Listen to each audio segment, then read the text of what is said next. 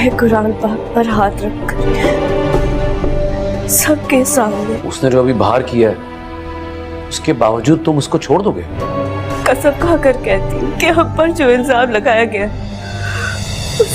Drama serial मुकद्दर का सितारा में आप देखने जा रहे हैं। फैजान आकर अपनी माँ से कहता है कि मैं रमशा को इस घर में ला रहा हूँ कि मामा आपको ये गारंटी देनी होगी कि बाबा इसके बाद कोई हंगामा नहीं करेंगे। अगर रमशा और मेरे साथ कोई गलत काम किया तो मुझे घर छोड़कर चला जाऊंगा। जवाब देती है कि फैजान तुम्हारा दिमाग तो नहीं, तुम्हारा बाप कभी भी रिमशा को इस घर में बर्दाश्त नहीं करेगा।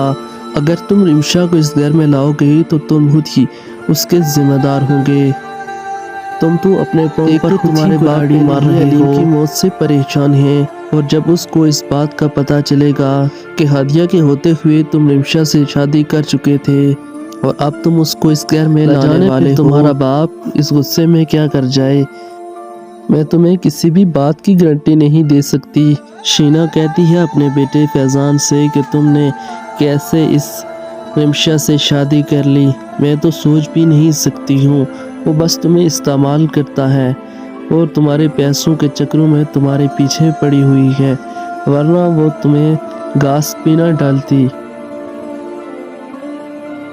और कहा कि फिलहाल तुम अपने बाप को रिमशा के बारे में कुछ भी ना बताओ, वरना इस घर में एक क़यामत बर्पा हो जाएगी। अपनी जान छुड़ाओ और हमेशा के लिए उसको तलाक दे दो।